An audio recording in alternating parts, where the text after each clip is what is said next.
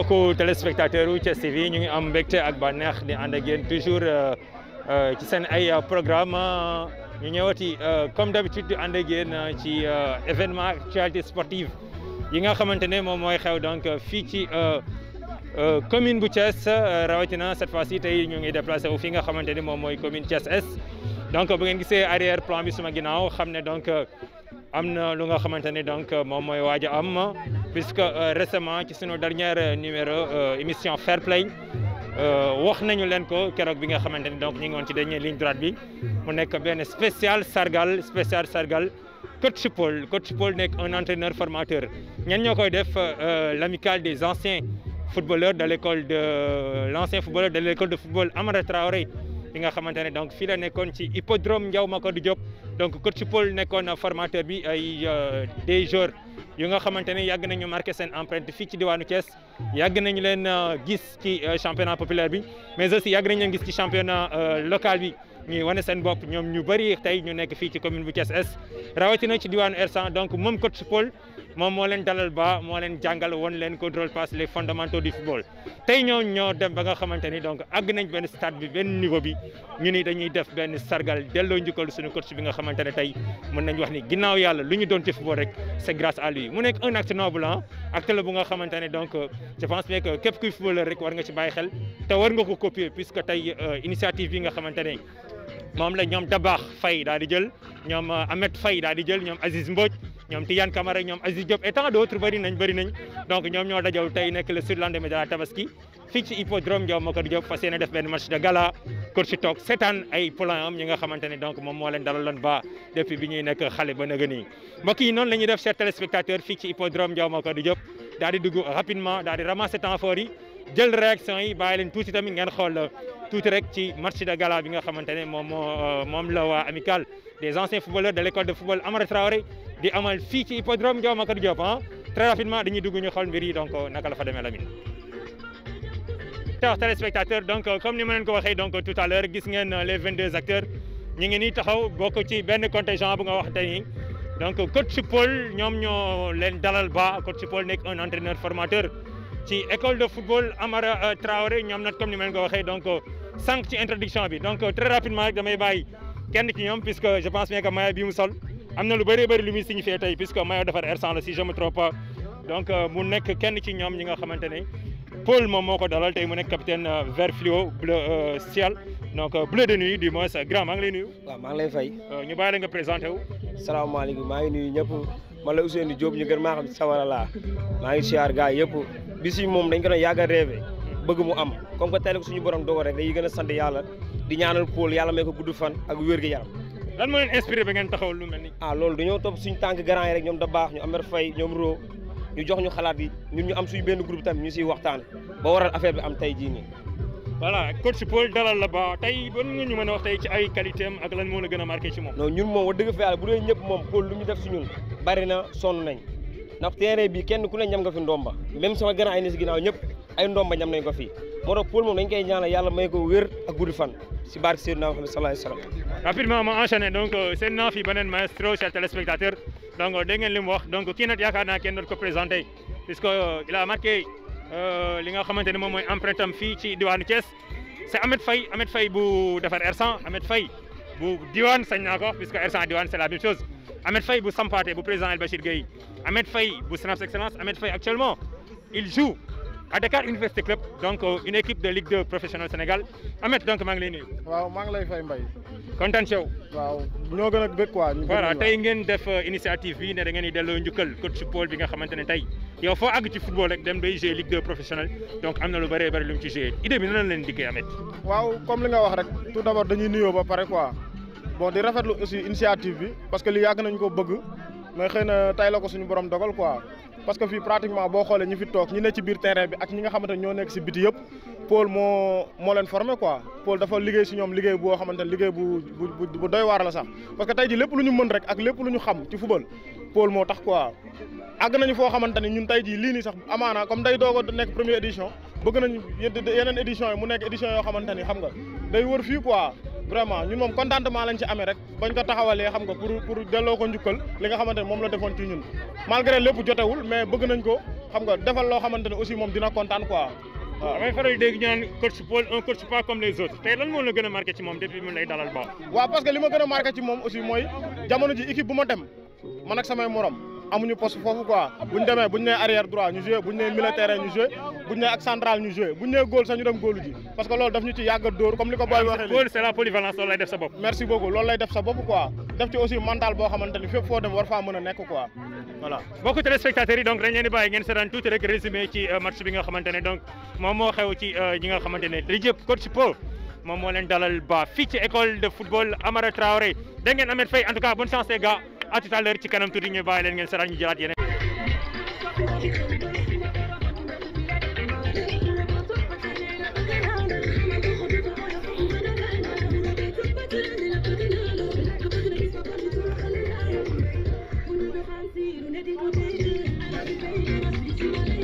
borom laal laalay.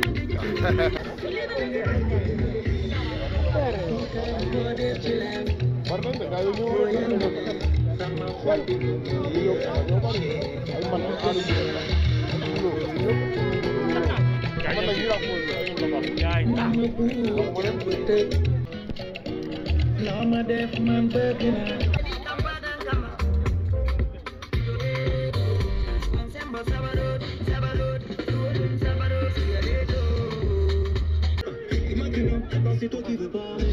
et toutes tes meilleures.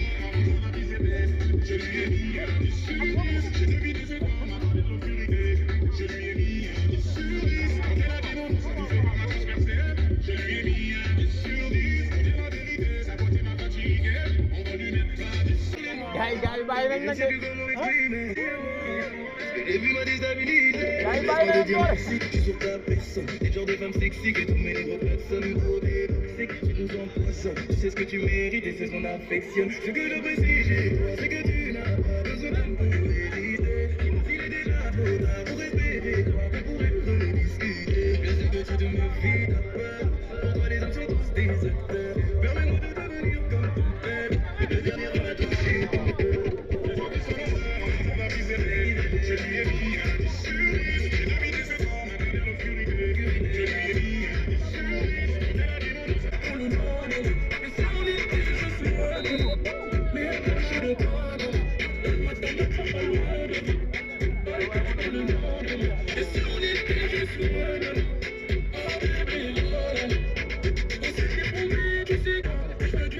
kon dafa am ñetti jabar kon dafa am ñetti jabar.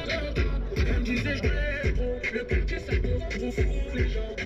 Elle disait je t'aime trop, le quartier ça peut trop fou les gens.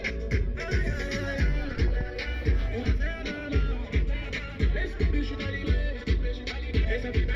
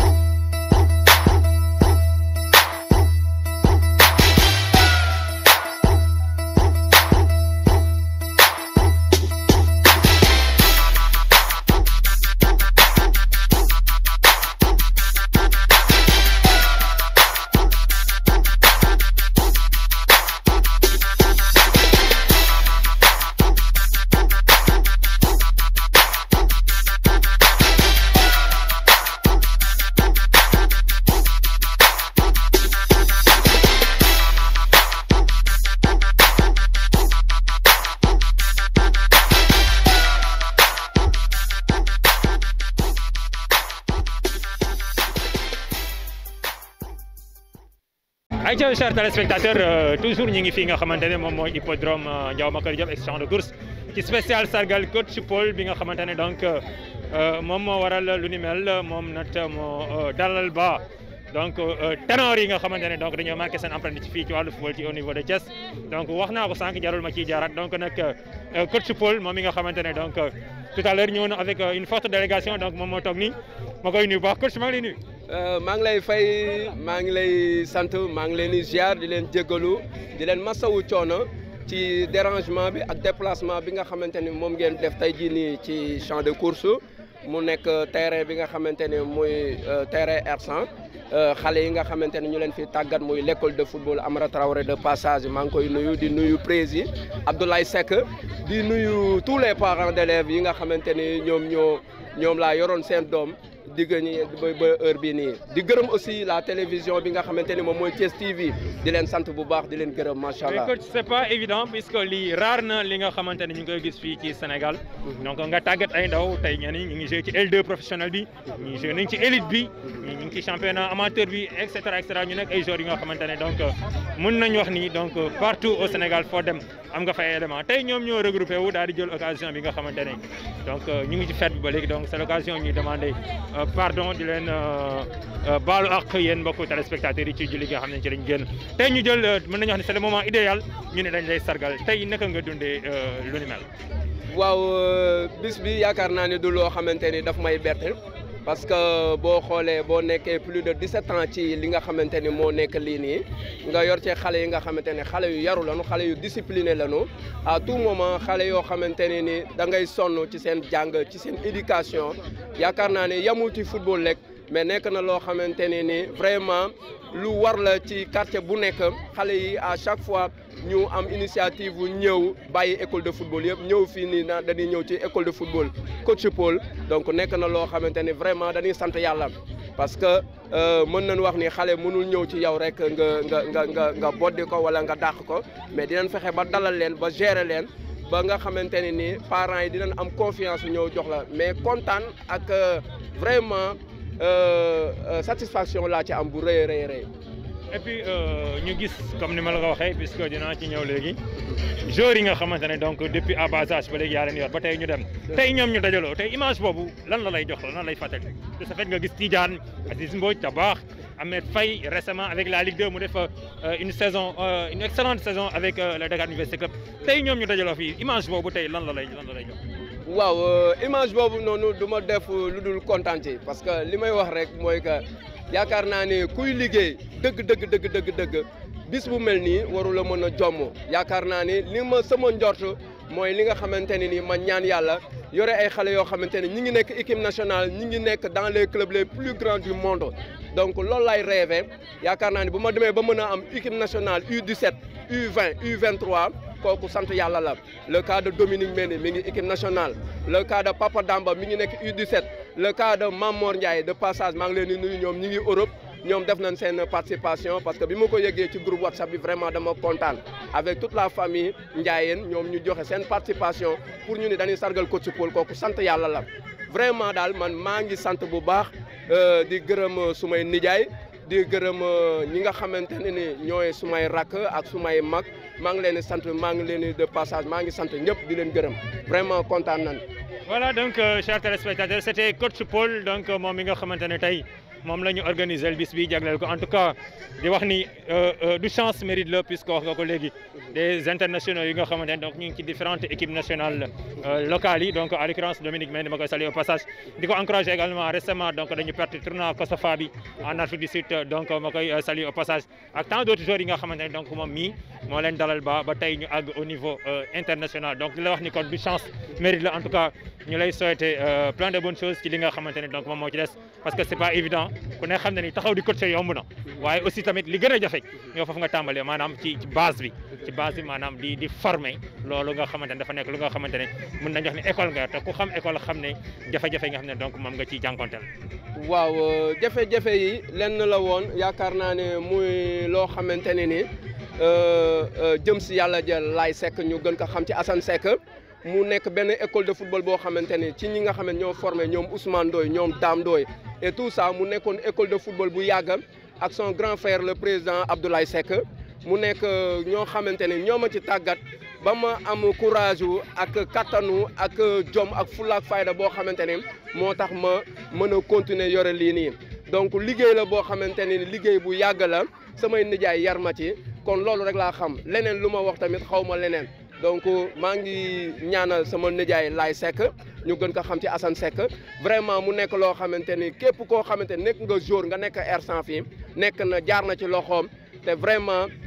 jaarin bu rafet la jaarin boo xamante ni la Thiès yëpp R100 yëpp ñu ngi koy jooy vraiment nekk na loo xamante ni ñu ngi ñaan yàlla fa mu tëdd yal na suuf sedd ci kawam di ñaanal aussi Ablaye Seck mi nga xam ne moo ne représentant jàmbaar au niveau régional parce que ñee ñëpp samay collègues bu entraîneur la ñu boo xoolee ñoom doyen Sayid ñoo fa nekk ñoom Aada ñoom Malick Kane Ousmane Diédhiou ce sont des éducateurs yoo xamante ne ñi ngi nekk dans les autres différentes quartiers vraiment mu nekk loo xamante ne ni nga xewle nga wax leen ko même pas 72 heures ñu mën a ñëw assister ak suma xarit yi nga xamante ni ak suma président commission sportive de passage mooy ASC Abattoir ak ki nga xamante ni moom mooy le jeune Bamba c'est un jeune dynamique boo xamante ni vraiment macha allah maa ngi sant daal ñëpp di gërëm ñëpp di rafetlu li nga xamante ne moom la xale yi nga xamante ne ñoom laa yoroon sama école de football démb ak tey ak ñi nga xamante ne tamit ñi ngi doog a juddu parce que ñi ngi préparé aussi de passage les tests jàmbaar le 14 ak le 15 au CNEPS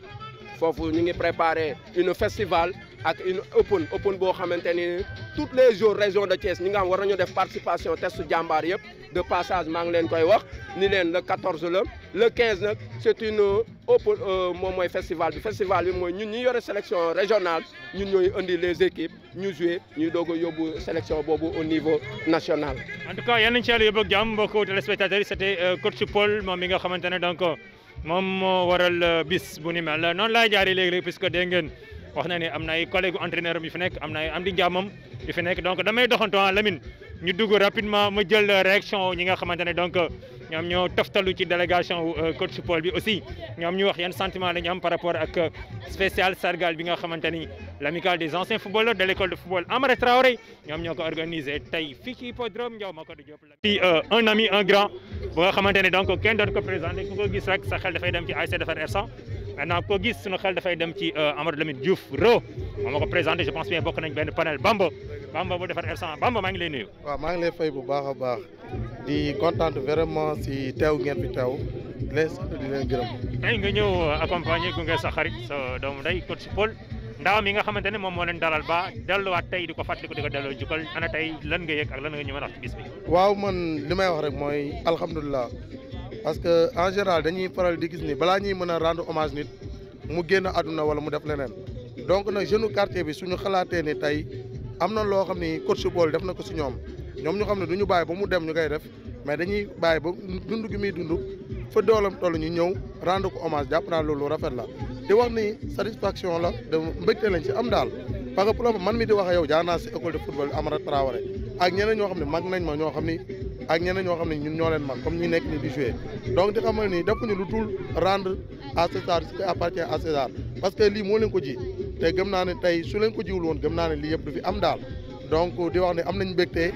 kontaan nañ lool si teew bu teew moo tax tey ñu ñëw soutenir ko di wax ni man li may wax rek Paul nee naa leen c'est un éducateur parce que nee naa leen mënoon naa def leneen mais de fait que tey mu nekk si quartier bi ubbi une école de football ci former ay xale donc xale yi mën nañoo dem defi affaire de banditisme wala dara mais ñun xam nañu Paul ak xale yi ragal nañ ko ragal koo xam ni am na yoo xam ne sax duñ ko def donc ce qui veut dire que vraiment mu ngi participer si développement gox bi mu ngi participer si développement quartier bi donc loolu noonu rek lañ amoon ci sandi di kontaan loolu di am ndegte nag si yow lool vraiment gis nañ liggéey bi ngeen liggéey donc di leen sant di leen gërëm si loolu noonu quoi. voilà Bamba donc kontaan nañ donc ci témoignage yi mu yëkkati def ko à l'endroit de coach Paul ak xale yi nga xamante ne donc jot nañ fi jaar grand maa ngi lay nuyu. waaw maa ngi ziar bu wér. waaw lu waral teewaay dafa mel ni gis naa la ci délégation coach bi waaw xam nga ñun d'abord maa ngi nuyu waa Thiès TV bu baax a baax di nuyu képp ku ñu seetaan à travers Thiès TV donc li ñu fi dajale mooy sport ñun dañu bëgg sport donc man newoon naa jour fii ci école de football Amara Traoré coach Paul yoroon ma donc en même temps aussi tey sama teewaay donc man maay président commission sportive ASC Abattoir bi nga xamante ni coach Paul moo leen yor ren ci nawetaan pour 2 ans donc ay relation yu rafet moo tax ñu ñëw fii relation yoo xamante ni mooy sport football tey bi ma ñëwee xool gars yi fii dafa xool dafa sedd guyu quoi franchement donc di ñaanal coach Paul gudd fan ak wér-gu-yaram yàlla na ko yàlla taxaw jàppale ko donc loolu moo waroon teewaay bi fii nii maa ngi leen di sant di leen gërëm daal. En tout cas teewaay bi am na solo donc elle est là donc di ko wax déwénati soxna si déwénati baal ñu wax. baal naa leen baal leen ma. waaw mu mel ni sa tabaski xeeboo ko. ah xeebuma ko moom sant yàlla rek. waaw c'est normal puisque sportif yi ñoom dañoo mëne fépp la ñu mëne. ah loolu lu rafet la. voilà tey sa borom kër ndeysaan nekk entraîneur éducateur formateur xale yi nga xamante ne moo leen dalal ba daal di dajaloo ne dañ koy delloo njukkal tey nga ànd ak moom ci délégation bi ana tey lan nga ñu mën a wax ci bis bi ak lan nga yëg. ah xanaa di ko rafetlu rek di delloowaat njukkal ñoom ñi ko organisé parce que lii buñ ko defee ci ñëpp la neex daa mel ni lu rafet la daal lu rafet la ñëpp kontaan nañ ci macha allah. mais ku ne xam ne nekk ak un entraîneur yombul de tey noo ko gérer nan nga koy gérer ak ci kër gi entraînement yi match yi fii voyage yi fii nekk ci xale yi tout le temps noo koy gérer. ah mais dara on comprend rek dañuy comprendre rek xam ne liggéey bi moo ko laajte. waar ñu bàyyi ko mu def li ko war rek ci xale yi. waaw ba tey jii nii bu ñu mënee dara seen bopp la. am na solo am na solo merci beaucoup kii ka la lii sa problème ani papa xool ko voilà mu nekkoon madame coach Paul noonu laa koy waxee sañ naa ko wax donc ma ñëw gis fi beneen voilà kii moom kenn la ci coach Paul comme ni nga ko waxee donc moom tamit aussi xeebul tabaskeem soxna si tey nga ñëw ci délégation bi. waaw maa ngi bokk ci délégation Paul man je peux dire tonton Paul sax parce que man ak moom du lii lañu kii lii moo ñu boole déjà man kii sama rakk la ñu magalee ma ko en plus Paul mii ñi waral sargal bi dañoo bokk ci beneen camp parce que tout pour l'enfant dañuy àndandoo di dem ay colonie de vacances ak yooyu noonu foofu noonu lañ gën a xamante sax parce que Paul du lii dong ngeen ko xamee du lii dong lay liggéey ci yéen ci ngeen ko xam mais am na beneen facette boo xamante ne ak xale yi la di kontaan nag bu baax a baax ci sargal bi wax dëgg yàlla mu woo ma tamit ma rafetlu ko daal di ñëw àndandoo ak ñoom seen délégation ñëw pour teeweel ko ci bisam bu rafet bi. en tout cas rafet na ba pare kontaan nañ ci yow donc ma jàkkaarloog sunu yaay booy kii nag moom kenn la man sama yaay bopp la puisque kenn ci xale yi nga xamante ne donc Paul moo leen dalal ba muy Dabax Marcelo Faye yaakaar naa kenn doon ko présenté au niveau de la région de Thiès marqué na empreinte am donc mon frère Dabax donc sa maman nekk sunu yaay ñun ñëpp tey moom moo toog nii yaay booy maa ngi lay nuyu. waaleykum salaam maa ngi lay fay bu baax a baax. kontaan ci toogaay bi tey Paul mi nga xamante ne mën nañu wax ni donc c'est lépp la waaye kenn ci yow muy Dabax bokk ci sa njaboot gi ndeysaan ñoom ñu jël initiative ne dañ koy sargal ana tey loo ñu mën a wax tey ci bis bi. xanaa kontaan rek man nii laa bëgg ba mu ko waxee sama xol dafa sedd guy ndax nit da nga koy sargal ci ba muy dund nga sargal ko ba muy kii waaye toog ba mu génnaat dina nga di ko sargal di ditir sama xol sedd na Paul mi mënu ma koo fay ndax Paul Dabax bi mu nekkee xale ba ndëgëni moom dama koon bàyyile sax papa Paul la koy wax sama xol sedd guy lu xew ci Dabax dama naa ko demal ci Paul lu ku ñëw di wax waxu Dabax dama naa ko demal ci Paul mënu ma koo fay dama koy ñaanal li muy yaakaar li muy yéene ci xale yi yàlla na ko yàlla defal sama xol sedd na guy jooyu ma xale yi jooyu ñu bàyyi ndax Paul lu war ci Dabax mi ngi koy def lépp lu yëngatu lu baax ci mu ngi koy def sama xol ndax da daan toppatoo waxuma la sax waaye football bi waaye da daan toppatoo njàngam su daan bu mu nekkee école da ka daan ñëw di ko wax Dabax indi say kii ma xool indi say devoir ma xool lépp la daan xool lépp composition mag yëpp la daan xool Dabax moom mënuñu koo fay ñun Paul suñu waa kër ñun mënuñu koo fay maa ngi koy sant di ko gërëm yàlla na ko yàlla may gudd fan gu ànd ak wér kontaan nañ ci moom bu baax kontaan naa ci yéen it jërë ngeen jëf jërëjëf yaay booy ko dégg li muy wax rek nga xam ne donc li muy wax du fond du cœur da koy génnee donc ma ñëw ma neexee ne coach Khadim su ma neexee ne confrère Khadim maa ngi lay dégg. waaw ñu ngi lay ziar Mbaye Babacar. naka coono yi. waaw coono yaa ngi ñëw du fi jóg. waaw dégg naa déwén moom kenn amul gis nga garab gi deni biram daw nga jëm bu la neexee mais naka mu tey ñu gis nga ñëw ci journée Paul bi nga xamante ne donc xale yi nga xam ne ñoom ñoo ko moom moo leen dalal ba mu tàggat leen ci wàllu football tey jël initiative bi ana tey lan nga ñu mën a wax ci loolu. waaw loolu li ñu ci mën a wax bëri na ndaxte boo xoolee collègue yi ñu toogal nii ñëpp mën nañ cee seede loolu tey ñëw représenté fi école de football yëpp yi nga xam ñoom ñoo nekk biir Thiès muy CODEF ñoom ñu doon ñi nga xamante ne dañ cee bokkoon xale yi yëpp jaar nañ ci kuréel googu ñoom ñëpp amoon nañ fa licence joué nañ foofu ndijaayam nga xam ne moom école de football Amara Traoré moo doonoon président bi muy ISEFS boobu moom moo dem ba jur CONEF moom mooy au niveau national ñu am ci pàcc boo xam ne moom mooy CODEF ñu di ko yor ko di ko doxal moom Paul ñu seq ci lu bëree bëri ak moom defandoo li nga xamante ne mooy suñuy premier diplôme entraîneur bëri ci ay formation tamit ñu defandoo ko ak moom xale yi tamit ñu bokkoon ci ñi nga xamante ni dañ ko doon tàggatandoo ak ñoom ndaxte mu ne leen ko doon tàggatandoo ak ñoom mooy xale yu ci bëri yor nañ leen ci sélection régionale bi ak sélection départementale bi kon xale yu ñu xam ñoom ñooy def lii boo xoolee ñoom Dabaax ñi ñoom Abdou Aziz Mbodj ñoom Ro ñoom ñëpp ay xale lañ yoo xamante ni nii yàgg nañ leen a xam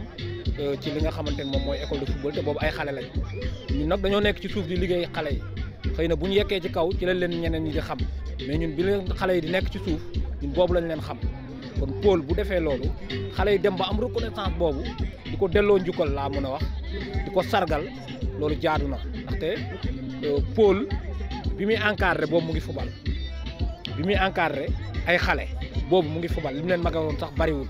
ñu di leen encadré di leen tàggat ba tey ji yàlla def ñoom seen xel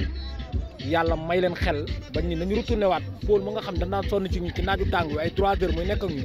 dañ ko delloowaat njukkal kon ñoom la ñuy gërëm. c'est pas facile et c'est pas évident donc néew na lu ñu ko gis ci réew mi. waaw néew na ndax léegi dañu koy bàkkee joueurs yi sax ñu leen reconnaissant wuñu dañ koy bàkkee joueurs yi ne reconnaissant wuñu xam nga yaa ngi koy wax léegi naan déwén kenn mun laa tere dem jëli Biram Ndaw man maa ngi jëli Biram Ndaw ndax man maay correspondant génération foot Thiès kon man jëli Biram Ndaw laa bokk mais bëri na ay xale yoo xam da nga leen fay yóbbu tey kii toog nii tey Amadou Diandiaye moom moo ko fa yóbbu Amadou Diandiaye moo ko formé ba yóbbu ko foofu mais Amadou Diandiaye ñu ngi ko xamee génération foot mais kii moo ko tàggat bi muy doon xale muy tàggat 3 heures muy nekk ak moom suba gi muy nekk ak moom lu nekk muy nekk ak moom ba tey jii ñuy dégg Amadou Diandiaye fu sori kii la c'est grâce à lui ndax bi mu gën a métti moom boobu la ko yoroon ndax foofu phase boobu moo gën a métti xale yi tamit tey neex nañoo yor ñi ñu doonee mag nii mais bi ñuy doon xale da nga ciy sonn di ci daj ay coono yoo xam ne xëy na seen i parents sax duñ ko ci daj kon Mbaye Babacar ñu ngi lay jaajëfalaat bu baax. macha allah merci beaucoup Khadim donc monsieur Nane ba tey noonu laa def rek puisque wax naa leen ko donc Tos maa ngi lay nuyu. waaw ça va bien. waral tawaay bi tey ak toogaay bi. non amul benn problème donc d'abord di remercier assistance bi ak Paul parce que vraiment li ñuy faral di wax mais xale bu loxoom setee dina mën a bokk ak ay mag ndap Paul ci ñooñu la bokk. parce que man bi ma koy xam comme ni ko kii waxee boobu mi ngi football c'était avec son oncle le feu Laye donc vraiment lii lu mu mérite loolu vraiment lu mu mérite loolu donc dañ koy ñaanal yàlla li mu xam moom moo ko bëgg yàlla jàppale ko ci taxawu ko incha allah. merci beaucoup. voilà Tons maa ngi lay nuyu dégg nga léegi Khadim témoignage yu mu yëkkati wax ko sa diggante ak benn international Amadou Diandiaye donc ñu koy saluer au passage. di ko ñaanal donc fallait mu nekk au niveau de Sochaux donc mu am carrière bu baax daal di am club bu gën boobu bientôt donc rek yàlla mën na ko donc tey ana tey lan nga yëg ci bi nga xamante ne tey sa collègue encadreur di formateur di Paul xale yi nga xamante ne donc moom moo leen dalal ba ëlbatiku di ko delloo njukkal di ko sargal lan nga ñu mën a wax tey ci loolu. d'abord ñu ngi leen remercier di féliciter initiative bi xale yi def di ci kontaan loolu di ci am mbir ndax suñu bopp lu ñu gis ndax Paul dafay koo xam ne nii ñun dañ koo former mu nekk footballeur di football ba yàlla def mu toll fi mu toll tey dañu naan tey buñ fi jóge woon dem sax am nañu assumer suñu relève loolu dañ ko ci saluer di ko ci féliciter tamit di féliciter tamit organisateurs yi lii daal lu ñu am mbég bu baax a baax la di ci kontaan boo xam amul dayoo kontaan ci bu baax ndax xam ne xale yi tamit dañu reconnaissant ndax lii mënoon nañ see fekk mënoon nañ ñi dañoo jaar ci moom pare nañ dañu dem ci ñoom bu ñu ëlwati ko dem delloo ko njukkal ci lu mel nii rek ñoom it amel nañ leen gërëm ñu ngi kontaan daal di wax ni liggéey la boo xam ne am na continuité nañu gën a góorgóorlu te xam metti na coono la tak yenn heure yi jot nga fekk la ci terrain bi 3 heures nga war a mën a tëdd nelaw war a mën a naan ataay war a mën a nekk lépp ñu xam ne yàlla moo leen nattoo lii kon nañ ci gën a góorgóorlu ñu ngi ci gërëm leen sant. lay def yow. en fait booy bi kaay. lay def fii la en fait booy bi kaayam nekk man maa ko woon. am na jour dañuy jàkkaarloo man ak yow. non dama ne am na jour man ak yow dañuy jàkkaarloo. waaw may tëj fair play. ngay tijji arc-en-ciel. ñu jàkkaarloo. nga tudd ba wax école de football Paul. coach booy dama bëgg nga jaaraat ci loolu waxaatal. bon en fait ci li nga mujjee wax ci lay ñëw parce que mën naa ne man ancien laa ci école de football bi jaar naa ci. bokk naa ci gars yi nga xam ne ñoo doon joué maa ngi ñoom ñu bëri ñoo defandoo génération tey jii amaana heure bi war na ma fekk maa woo nekk ci camp yi mais dama génnoon sérieux camp yi maa ko woon a gérer mais dama génnoon en fait initiative bi gars yi def c'est bien beau quoi c'est bien beau mun naa ne gars yi fàtte wuñ quoi bu fekkoon dañoo fàtte duñ taxaw loolu naa si ni que ni dañuy delloo njukkal ki nga xamante ni gaa tey Thiès ñenn ñi bu leen gars yi xamee mën nañu Paul bokk na ci quoi mention spéciale à lui Paul man mi mën naa ne ci laa jaar naa ci école de football bi xam nga loolu nice c'est bien beau kenn lii gars yi def day ñaan suñuy rakk xam nga ak suñuy doom continuer affaire boobu noonu mu gën a nice quoi bii que ni man sama doom mu ngi si école de football junior. mais boy dégg naa sa carrière yàggul dégg naa 6 mois la quoi. waaw 6 mois nag sama carrière yàggul quoi wax dëgg na yàlla ci li nga waxee waaw xëy na ay bagages la quoi. seen naa fi Dominique léegi. waaw moom loolu moo taxoon sax xam nga ma yéex a ñëw quoi bii que moom lañ jëlee woon mu ngi door a jógee nii aéroport quoi moo tax ma yéex a ñëw di sax mais initiative bi daal nice na quoi c'est bien beau nice. Yeah, bégué. DJ. Respect. Donc, chers téléspectateurs, toujours fii ci hippodrome Ndiaw Macodou Diop, spécial sargal coach Paul, organisé par les anciens footballeurs de l'école de football Amara Traoré. Coach Mbaye yaakaar naa kenn dootu ko présenté coach maa ngi lay ziar. ñoo ngi lay dolli ziar. di kontaan ci yow. kontaan ci yow yooyu. voilà tey ma gis sa toogaay bi ci spécial sargal bi nga xamante ne xale yi ñoom ñoo ko initié delloo njukkal seen coach tey sa collègue bi ñëw defal ko lu ni mel ana tey loo ñu mën a wax ci loolu. xanaa fierté rek ndax ku xam Paul xam ni ci football lañ ko xamee ndax Paul moom mention spéciale lañ koy wax ndax bu ngeen xoolee école football bi ñun ñoo ko initié ñun ñoo fi nekkoon boobu Paul di doon lu ndaw dem di jëli ay mayo moo tax man il faut ma taxaw wax ci Paul ndax doon lu ndaw moom moo doon jëli suñu mayo jox ñun ñuy sol ba yàlla def fi nijaayam ba ko yoroon jóge fi moom tey moom mu yor ko ba tey gis nga car macha allah boo gisee fii terrain bi joueurs yëpp Ligue 1 Ligue 2 lépp ñu ngi fi football nga xam ne au moins fii instant am nañ ay qualité yoo xam ne kat car macha allah duñu soxla di dem di jëlaat feneen di ñëw la preuve am na suñu international bi ngeen gis léegi mi ngi ñëw Dominique Mendy fii la nekkoon école football kon nag Paul li ñu koy wax mention spéciale di ko ñaanal yàlla lii muy antu yàlla lii muy kii bi nu mu tudd waaye lii mu samp fii yàlla nañ dem ba am ay professionnel incha allah ñun daal loolu lañ koy ñaanal quoi yàlla lañ koy ñaanal. merci beaucoup coach donc ma seen fi suba neen. waaw ñu koy def daal ndax père daal kii Paul sama xarit la waaw yàgg bu ma ko xamee yàggul mais mu mel ne xam naa ko ay at tey la ma ko wax sax tey la ma ko wax seen kër mën naa def tout ba ñëw ndax franchement moom amul problème moom franchement baax na bépp bu baax te lépp lu mu xewle rek daf ma ciy boole franchement moom bu baax la sama xarit la waaw fu ma gis ak ñëpp la ba koy jàmm soo xoolee nga gis xale bi ñu koy wëree sax moom fu mu dem xale yi topp ko moom yàlla ko féetaloo ci xale waaw te ñu ko ñaan yàlla rek lu mu bëgg si boy yàlla na ko yàlla defal franchement man jox na ma sama cër yor naa école football mais sama xale yi chaque jour dañu koy laajte te xam naa sama xale suñu koy yëgoon ñëpp dinañ ñëw dañ ko yéex a yëg rek. merci beaucoup. voilà donc chers téléspectateurs toujours ñu ngi fii ci hippodrome Ndiaw Macodou Diop spécial sargal coach Paul donc tout à l'heure yéen a ngi dégg maa ngi wax benn tour l'international Dominique Mendy ma koy jëw ndake moom mi ngi ci yoon bi di ñëw voilà donc récemment ces derniers jours mi ngi woon au niveau de l'Afrique du Sud donc Afrique australe pour disputer le tournoi Kosafa bi nga xamante ne donc l'équipe nationale locale daf ko perdre en finale contre les Bafana d'Afrique du Sud à la séance fatidique du tir bi moom aussi bokkoon na ci équipe bi def benn tournoi bu honorable benn participation boo xamante ne Sénégalais am nañ ci satisfaction donc tey ñëw fekk ko fii Do maa ngi leen di. waaw maa lay fay. kañ nga ñëw. léegi laa egg si. oui noonu lay demee puisque démb may wax ak kenn ku nekk ci yéen rek il paraît que donc quitté gu leen woon tey ma ñëw fekk la fii. dëgg la démb lañ quitté lañ jógee Johannesburg egg si fii tey ay 17h lañ egg si aéroport Blaise Diagne di am contentement ñëw fii sama fief la fii la lépp démarré pour Do quoi en fait terrain bi fii laa joué lépp fii ba carré ba mu fiy jógee fii laa defee lépp en fait moo tax tey bis bi mënu ma ñàkk pour assister ko en fait fu ma mënoon a fekk si àdduna dinaa jaayante pour ñëw assister ko parce que sama papa la ku xam Dominique en fait ci Paul nga ko xamee quoi en fait moo tax ku xam Do tey ku ko xam même général foot lu bees la si Do en fait mais fii la lépp commencé en fait moo tax tey dama am gàcce di fi ñëw wala parce que fii laa jógee quoi en fait soo fi ñëwee dama am contentement di fi ñëw fekk fi samay grand ak samay xarit ak samay promo yu ma joué fierté la en fait. voilà donc c'est pas évident parce que lu mel nii rare na ñu koy gis ci Sénégal donc un joueur donc son entraîneur formateur ñuy dund ñu ne dañ koy sargal déglu ko njukkal idée bi nan la jógee gars yi fan lañ la ko waxee et puis bu ñu la ko waxee cela va lan la def quoi. waaw lii depuis daaw lañ ko naroon def par yàlla pandémie bi ak moom tamit moom mu jàppoon nekk si ay colonie affaire yooyu noonu mais li nga xam ne nit buy dund am lu def si yow da nga ko koy jox avant yàlla moo xam en fait mais avant mu lay dëddu nga am loo xam ne sax bàyyi nga ko fi en fait parce que fii loolu nga mën a fayee nit ki passe ay xaalis wala genre mais geste bi dafa naaj quoi parce que nit dund na ba dee kenn sargalu ko en fait ñun suñ ko defee rek maanaam ñun am na suñ ko teg parce que am na lu def si ñun en fait tamit oto ñu am fii tey am initiative bi man ay Dabax Ahmed Faye Tidiane grand yi ak ñun ñu boole groupe bi képp jaaran foofu rek képp jaaroon si moom rek gars yi jàpp defar mu naaj quoi moo tax tey nii bis bi nii lu mu mérité la en fait moo tax lu mu mérité la parce que ñi fi nekk ñëpp jaar nañ ci ay loxo même ngay xale ngay mag am na lu mu def si yow en fait moo tax tey bis bi bésam la te dañ ko koy jàpp dañuy ñëw pour assister ko tamit suñu bés la en fait gën a ëppale mais plaisir la quoi ju koy defal lii parce que mérité na ko vraiment mérité na ko quoi. voilà récemment donc ñu wax ci beneen facette yéen a ngi woon Afrique australe pour tournoi COSAFA bi donc ngeen dem ba final ñàkk ko ci kanam boo fa yi donc tiro bi tey tournoi bi lan ma ci mën est-ce que mën nga ma ci dikkaatal nga résumé ma tuuti rek. tournoi bi dem nañ teewal dëkk bi comme ni ko gars yi di waxee dem nañ ba final mën naa ne du surprise parce que équipe bi soo xoolee deux semaines la préparé pour génn fii dem ay Afrique du Sud du jouer foofu ay tournoi yoo xam te ne équipe bi man yëpp seen équipe A lañu indi en fait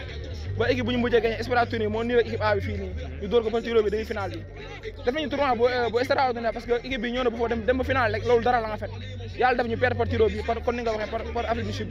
pays bi nga xam ne moo organisé woon tournoi yi ñu perdre ko par tiro bi métti nañu mais noonu la mënoon demee en fait parce que joxe nañu à fond ba dem final loolu rek c'est la pour ñun ñëpp parce que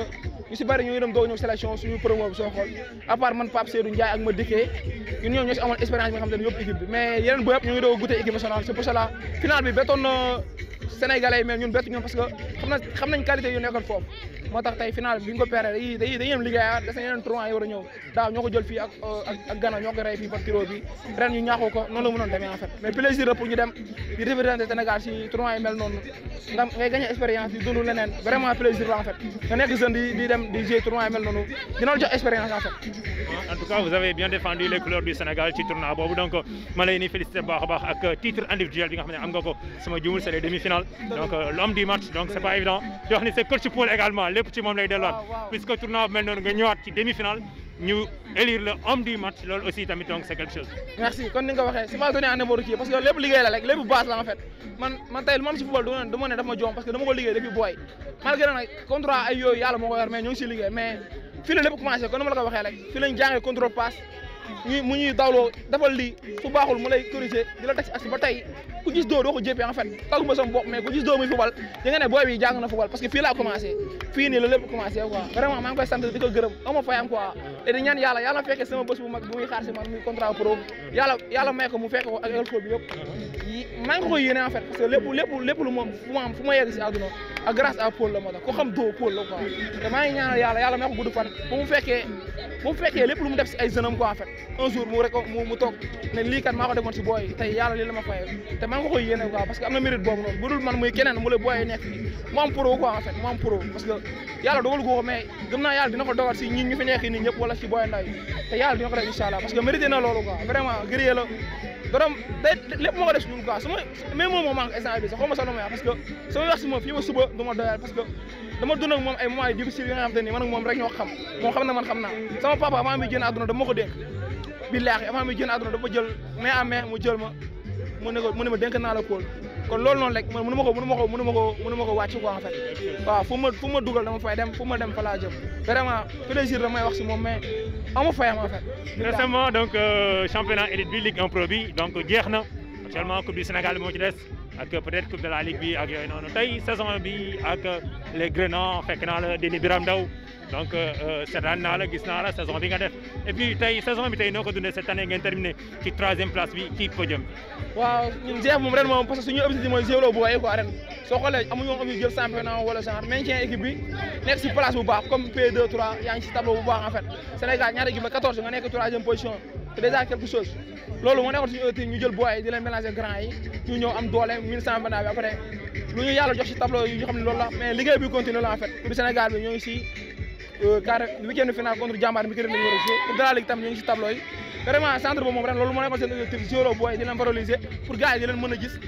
parce que soo nekkee ci centre yor ay booy formation la ñu wax en fait parce que mënoo dem jël benn inconnu wala nga indi ko te fekk booy bi kon kii am day marque de kii am pour mu progresser day accès benn place day yem loolu te loolu du rôle centre en fait centre formation la ci wax moo tax ñu jëloon booy ren indi leen pour ñu mën a guddee championnat bi ba yàlla ren def nañu jël 3e c'est déjà quelque chose kon ma la ko waxee rek GIE bi nekkatul équipe bu ndaw ci championnat bi. En tout cas merci beaucoup Dominique donc ñu ngi jaajëfal ko bu baax a baax di la souhaiter bon vent ci li nga xamante ne donc moom moo des chers téléspectateurs toujours fii ci hippodrome Ndiaw Macodou yëpp donc gis ngeen réaction yi nga xam ne moo fi jot a ruus donc dañ leen di bàyyi ngeen xoolaat deuxième période bi donc puisque seetaan ngeen léegi premier mi-temps bi ngeen xool deuxième mi-temps bi donc ci ñi nga xamante ne ñoom ñooy les initiateurs ñoom ñu organiser lu nu mel donc ñu seetaan leen bu ñu paree daal di ñëw daal di def conclusion bi daal di tàggatoo daal di yëkkati jotaay bi Lamine bu ko defee noonu la ñuy def rek ñu xool deuxième période parce que gis naa fi Aziz Mbodj dugg na Tidiane dugg na tant d'autres ay Ahmed Faye gars yi nga xam ne ñi woon ci touche bi ci première période bi donc ñu xool leen lan lay joxe ci deuxième mi-temps bi.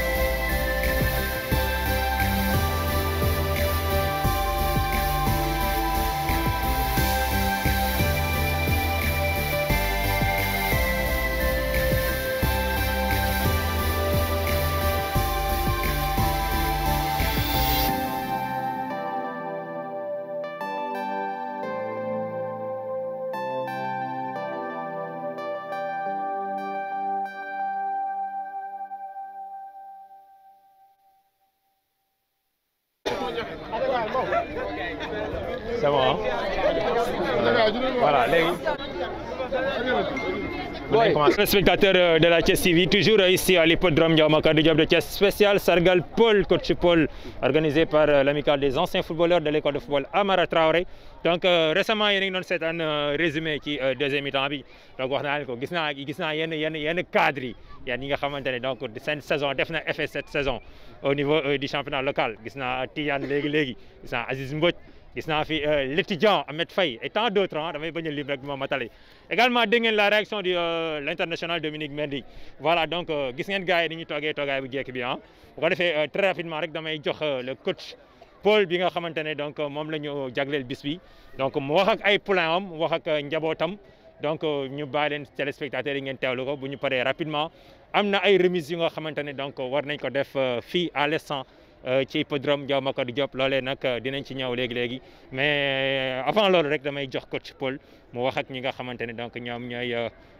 initiateurs yi nekk ñi nga xamante ne mën nañu wax ne say poulain lañ c'est grâce à toi tey grâce à vous du moins tey lu ni mel daal di am grâce à vous Dominique Mendy récemment mu daal di gagné le titre homme du match ci tournoi Kosafa su ma jumul troisième match bi la troisième match de poule dernier match de poule du moins ou bien demi-finale benn la ci en tout cas c'est l'occasion ma koy encourager bu baax a baax wala balaa boobu donc jaadu na parce que léegi laaj naa ko mu ni ma donc mi ngi doog a jóge Afrique du Sud ku ne xam na ni équipe nationale locale bi donc foofu la ñu passé la fête de Tabaski au passage maa ngi saluer Massar Guité di saluer Thiessois yi nga xamante ne donc demoon nañ ci tournoi boobu donc gars yi ma leen di ñaan donc moom aussi Dominique bu ko neexoon teg ay bagages am toog këram di récupérer wala mu dellu académie ba institut ba mais dafa ñëw rejoindre ci fête bi loolu aussi am na lu bëree bëri lu muy signifié donc ma leen di ñaan s'il vous plaît ngeen tàcculaat ma Dominique Mendy bu baax a baax voilà donc mérite le puisque mérite le et c'est pas évident donc mu teg ay valises am rek daal di ñëw coach alors vous avez la parole gars yaa ngi noonu waa Thiès a ngi noonu waa Sénégal a ngi noonu. waaw sant yàlla alhamdulilahi rabil alamin maa ngi leen di sant samay nijaay de passage di sant tous les parents d'élèves di sant également tamit les anciens joueurs yi nga xamante ni ñoo am initiative bii nii def ko ma leen di sant bu baax di sant aussi ñi nga xamante ni nii am nañ confiance ba mën ma jox seen doom ba tey ñu mën a xalaat lii nii di ma ko defal donc sant yàlla bu baax a baax la du ma wax nag ni kontaanuma mais vraiment li naan yoon yamul ci benn di ngeen a tax ma gën a encourager di ngeen ma gën a encourager pour que lii nga xamante ni moom laay def nii ma gën ko dolli di ba nga xamante ni nii dina ñaaw njort suñu kanam donc nekk na loo xamante ni nii maa ngi gërëm suma collègue entraîneur yële na le ku mel ni ki Ousmane Diédhiou Malick Kane ki nga xamante ni mooy Khadim ak Adama ak le doyen Sayip donc maa ngi sant parents d'élèves yi nga xamante ni mention spéciale ak sama maman muy Anta Diop muy yaayu Dabaax dama bëgg ngeen tàccul ma ko bu baax a baax également aussi tamit maa ngi sant ki nga xamante ni moom mooy tous les parents d'élèves yi nga xamante ni ñi ngi fi ak ñi fi nekkul donc de passage aussi muy Papa Damba sa maman moo nekk nii moom moo nekkoon équipe nationale U17 la maman de Papa Damba donc nekk na loo xamante ni nii maa ngi leen di sant yéen ñëpp di wan ni kontaan naa trop ci yéen vraiment nekk na loo xamante ni nag li nga xamante ni moom laay xaar ci yéen moom mooy que ñu am ay professionnels yoo xamante ni au niveau international man loolu la sama mbébét loolu moom mooy samay ñaan loolu moom mooy sama liggéey tant que mënuma toog ba ñuy dégg ñu naan coupe du monde kat xale bii kat ci loxo Paul la jaar loolu man du ma ci kii woogum donc loolu laay ñaan yàlla te li may maa ngi ko ne di ko liggéey mu nekk loo xamante ne ni maa ngi leen koy sàkku di ko sàkku ñi nga xamante ni mooy yeneen génération yi topp ci ñoom donc maa ngi sant également aussi waa R100 yaakaar naa ni ku ni Paul moom R100 lañ ko xamee donc am na ñoo xamante ne ni nag dañ naan Paul rek mais Paul moom buñ koy wax R100 moom moo tax donc nekk na loo xamante ne xale yoo xamante ni mënoon nañu wax ne gisoo fi xale buy summi tubayam wala buy tox wala xale boo xamante ne ni boo ko gisee dafa incorrect donc discipline lañ leen di woo donc encore une fois maa ngi leen di gërëm yéen ñëpp di leen sant di gërëm aussi suma soxna waaw vraiment xam naa ni ku mën a nekk ak Paul moom mën ngaa muñ donc maa ngi leen di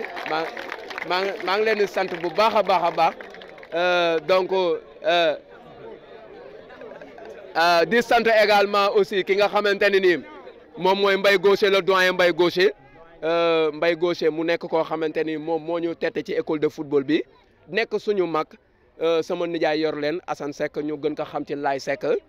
son grand frère muy Abdoulaye Seck moo nekk représentant au niveau régional Jambar donc nekk na loo xamante ni daal vraiment kontaan na maa ngi sant ñëpp di sant sama umpaañ aussi donc madame Seck maa ngi koy sant bu baax a baax a baax vraiment bu ma nekkee fi daal kontaan naa ci yéen di kontaan tamit ci doyen Ndiaye aussi vraiment macha allah maa ngi kontaan maa ngi leen di ñaanal bu baax a baax. gars yi ñu tàccaat ko bu baax a baax ah merci beaucoup coach donc noonu rek la ñuy def toujours ginnaaw kàddu yi nga xamante ne chers téléspectateurs dégg ngeen coach Paul daal di koy yëkkati donc ni ñu koy faral di waxee rek waaw na moom kong rek lañ ci am kàddu yi gàtt na waaye tamit am na solo njëriñ képp la voilà en tout cas noonu la ñuy enchaîner toujours donc ma jàll ci kenn ku nga xamante ne donc il va parler au nom de tous les joueurs yi nga xamante ne tey ñoom ñoo fi daje à l'occurrence Dabax Marcelo tàccu leen ma Dabax gars yi voilà tàccu leen ma Dabax bu baax a baax mais amul problème xam na boppam quoi ma koy saluer au passage Aziz Diop Ziza neex gis naa ko fi moom aussi tamit ci gars yi la bokk Dabax acca ma jox la rek donc nga daal di wax initiative bi idée bi nu mu leen dikkee rapidement nga wax ak sa gars yi wax ak coach bu ko defee ñu jàll ci remise bi daal di yëkkati jotaay bi. waaw salaamaaleykum maa ngi leen nuyu yéen ñëpp di leen siyaar yéen ñëpp di rafetlu tamit teewaay bi mais bala maa ñëw ci Paul sama gars yi laay ñëw ba pare. parce que ñu def dara loo xam ne kenn ku ci nekk yaa ko gën a bëgg sa morom loolu moo ñu daal ci événement bi ndax depuis bi ñu defee affaire bi ba tey bi ñu ko waxee wax première fois ñu wax ko ba tey nii gars yi musuñu cee teggi tànk kenn ku ci nekk sa yëfu bopp nga ko def gën koo bëgg sa morom nag mu doon loo xam ne tey wan nañ ñu Paul benn 3 heures bu mu mës a sonn ci ñun tey amaana mun ñu koo delloo mais tey geste bi rek man alhamdulilah laay wax parce que mënoon naa gën a ñaaw mais sant nañ yàlla bu baax a baax a baax kii nag dafa am lu mu def ci ñun man moom rusuma ko wax fenn man mooy sam papa ndax amaana ku ma xam tey moom nga ma xamee mu doon loo xam ne rëccuwuma ko rëccuwuma lu mu mës a def ci man rëccuwuma ko muy man ak samay morom tey am na ñoo xam ne tey fu ñu dem ci Sénégal nangu nañoo joué ndax moom mu doon loo xam ne tey dañ koy rafetlu di ko li mu wax léegi kani ñaan na yàlla am professionnel bu dee liggéey rek dëgg la Paul liggéey na loo xam ne war naa mën a am professionnel xaw ma nag kan lay doon ci jotaay bi ci ñun te ñaan nañ yàlla bu soobee yàlla incha allah lu mu néew buy ñett ba ñeent mu am ko parce que moom mérito na ko te loolu sagam la te liggéey na ko tamit mu doon naaj muy ker muy kenn ku ci nekk te nekkul entraîneur boo xam ne dala bàyyi ci métier bi rek mais kenn ku ci nekk topp na la en dehors du football ñëw na seen kër guddi ak bëccëg sonnal na la tey am na ñoo xam ne seen waa kër dañ laa bàyyeeg moom mu doon loo xam ne tey rëccuwuñ ko di leen santaat di leen gërëm bu baax a baax a baax a baax di wax ni nag lii première fois la te incha allahu rabi bu dee yàlla mu ngi ñu fi bàyyi du fi am chaque année incha allahu rabi dañ koy kii te bu saison bu ñëw mooy dàq bi ci topp di leen sant di gërëm ñëpp mënu ma wax xëy na événement bi fi mu toll la mais daal jàpp sama gars yi bëgg naa ci yéen ñëpp mënu maa tudd kenn mais bëgg naa ci yéen ñëpp sant yàlla merci beaucoup. voilà merci beaucoup d'abord Marcelo Faye doomu day Aziz Diop ma jaajëfal ko bu baax a baax bu ko defee noonu la ñuy jàllee rek rapidement d'abord daal di jàll ci li nga xamante ne donc moom mooy remise bi puisque gis naa fi ay cadeaux yi nga xamante ne ñenn ci gars yi ñoom ñoo ko préparé ñëw fas yéene koo jagleel seen coach bu ko defee rapidement acca na ñëw na affaire yi ñëw bu ko defee donc d'abord nga jox ko kenn ci délégation bi rek mu ñëw remettre ko à coach Paul mu mel nii nag gis naa fi lu nga xamante ni donc lii c'est quelque chose waaw lii moom dina sedd xolu coach bu baax a baax nii ngay taxawee donc nii ngay taxawee ñu jàkkaarloog face caméra yi donc bu ko defee gis naa fi ay ballon parce que ku ne xam na ni football dafa am ay fondamentaux te les fondamentaux du football kenn mënul wax football sans ballon football mënul am donc ñoom ñëpp xam nañu njariñu bal donc moom yaakaar naa tey lii dina sedd xolam dina nekk loo xamante ni aussi il faut nga génnee bal bi génneel benn bal ñu xool nan lay joxe je pense bien que c'est la bonne qualité voilà donc mu nekk bal yi nga xamante ne de dernière génération la donc yi la ñu gis ci compétition yi moo xam au plan local au niveau international donc mu nekk qualité bu baax je ne sais pas nag donc en tout cas ki ko def na lu rafet mu nekk lu nga xamante ne donc yaakaar naa sedd na ci xolu coach bu ko defee donc dañuy woo kenn rek donc mu ñëw jël loo bi jébal ko comme que ñëw nga pare da ngay dajale mbuus bi nga jox ko ngeen def face caméra yi voilà acca en face caméra yi. ñi nga formé ñu nekk xale yoo xam ne yàlla njëriñ ñu éduqué leen ñu tette leen dimbal leen ba fii ñoom ñoo def lu mel nii sargal la pour wan ne ñoom fàttewuñ la ku lay defal nii nag mi ngi ci yow bis des tamit mooy sànq dafa ni pôle bu R100 mais dañ naan pôle bu Thiès ndaxte ñi mu formé kase yamuñu ci R100 kase waa Thiès gi yëpp la ñu ngi lay remercier di kontaan yow waa R100 ñoo la merci beaucoup voilà mu nekk lu rafet ñu jàllaat ci beneen kii bi dégg ngeen li nga xamante ne kàddu yi mu koy bëri bu RFM bu Best FM fu ma neex wax donc moom aussi nekk collègue Paul nekk encadreur nekk technicien fii au niveau de Thiès coach Khadim bu Déni Biram Ndaw maa ngi koy wax sànq voilà nekk représentant génération foot ici à Thiès coach voilà donc bu ko defee noonu la koy joxe affaire bi ngeen jàkkaarloo caméra yi ñu doog a ñëw ci kii bi mu nekk certificat de reconnaissance à Moustapha Seck di Paul lii aussi tamit donc c'est à saluer coach Khadim nekk na lu nga xamante ne également lu am solo la Khadim voilà kaddu yi. waaw xanaa li ñu waxoon sànq la ñuy waxaat rek. ci pôle moom duñ ci doñ di wax ndaxte defe naa ñoo defandoo lépp formation yëpp ñoo ko defandoo du dëgg suñuy début entraîneur yëpp ñoo ko defandoo ba léegi tamit ñooy ànd di ko defandoo du dëgg kon lu bëri lañ seq ñun ak moom wax naa ko sànq xale yu ci bëri fii nii encadré nañ leen ci sélection départementale sélection régionale bi kon moom tey bu ñu ko defalee li dañuy jaajëfal ñii ndax tey reconnaissance bi ñu def ni tey wax dëgg yàlla war nañ ni ñoom bu tekki woon duñ fàtte pôle te loolu moo ci am solo ndax da doon nekkoon ñoom fi ay 3 heure boo xamante ni gars yi ñu ngi teg seen ataaya moom muy nekkoon na ñoom fi di leen tàggat te foofu la gën a méttee nga yor xale yu toll nii ñu tuutee tuuti yor leen di leen tàggat xëy na nag léegi bu ñu demee ba doon ponkal ci la leen nit ñi di xam mais ki leen jaar la ci suuf jàngal leen basage yi fondamentaux yi ba ñu egg si foofu kooku bu ñu ko di fàttee muy pôle kon tey ñoom bi ñu amee reconnaissance boobu dañ leen di jaajëfal ñoom ci li ñu def nii lu rëy rëy la ci ñun defaluñ ko pôle kese encadreur yëpp lañ ko defal ñu teewal fi CODEF moom mooy kuréel gi nga xam moo ŋànk école de football yi nekk Thiès yëpp ñu doon 57 école de football doonu lu ndaw pôle doon kenn koo xamante ni ci biir la bokk kon ñu ngi jaajëfal ñi nga xamante ni ñoom ñoo am initiative bu mel nii def ko defal ko pôle waaye defal ko encadreur yëpp di leen jaajëfal bu baax Mbaye Babacar. merci beaucoup Khadim donc ñuy jàllaat ci beneen cadeau bi nga xamante ne moom la ñu jégleel coach Moustapha Seck di coach Paul voilà cadeau bi nag cadeau la bu nga xamante ne sunu yaay donc moom moo ko koy jox dañ koy daaji ci kanamu caméra yi voilà daaji ko ci kanamu caméra yi mooy itam ñu def ci yàq macha allah.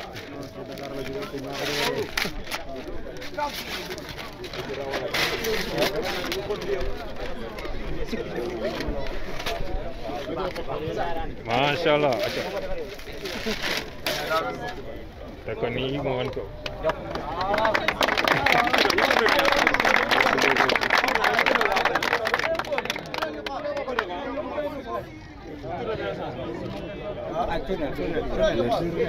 yaay kada bee nekk na.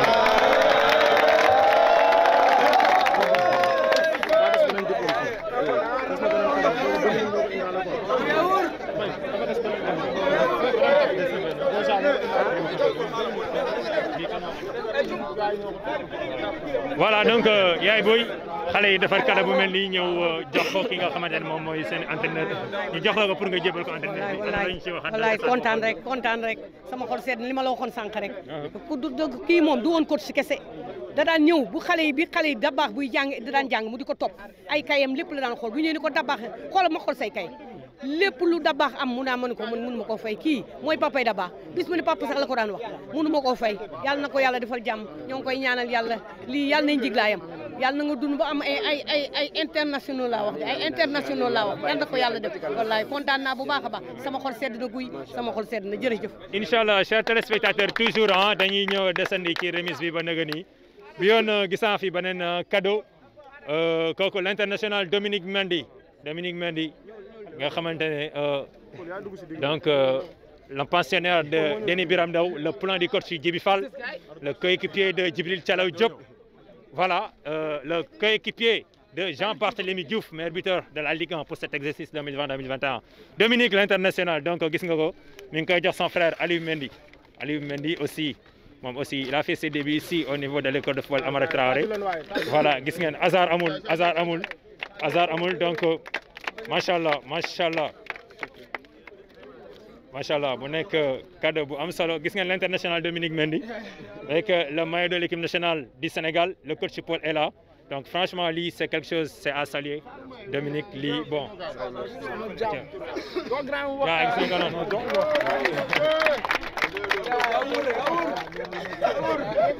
Do un dernier mot par rapport nga defaat geste bu nice ah lii moom c'est quelque chose quoi. man moom lu mu wax répétition lay doonaat quoi parce que ku xam Dominique tey fii ba dëgg yàlla fii la lépp commencé quoi fii nii terrain bi muy naaj muy taw muy lépp fii mooy début Dominique en fait parce que su ma fi ñëwee dama fi war a ñëwaat quoi su ma fi ñëwee rek lu moom war la quoi parce que dara amagul te lépp moom la moo xam naa man xam naa nit yi xam nañ te loolu moo solo quoi vraiment dama koy ñaanal rek kon lu dabaaxul léegi ak ñoom Ahmed Faye yàlla may ko gudd fan ak wér ak lépp lu muy xaar si ay jeunes am yàlla may ko quoi parce que lépp la mérite en fait fi man ku ma xam perso xam ne doo fii la lépp débuté quoi sama grand fekke na moom ñëpp fekke na te loolu moo solo quoi moo koy ñaanal si yàlla man mënu ma ko fay instant mais moom moo manque parce que lu ma fi wax répétition lay doon yàlla na ko yàlla fay quoi mu fekkee lépp lu muy xaar si ñun yàlla na ko yàlla fay. Machallah merci beaucoup c'était l'international Dominique Mendy donc dañuy jàllaat ci beneen donc bi Tidiane Sey Camara la Tidiane Sey Camara le sociétaire de Amitié FC. voilà l'homme fort borom Louga ñoo ko jox enveloppe bi quoi lii xam na ko trop bu dara nag xam na ko trop lancement bi la rek luy ñëw moo ëpp lii quoi luy ñëw moo ëpp ko si kontaan na si yow trop ah kontaan na si yow trop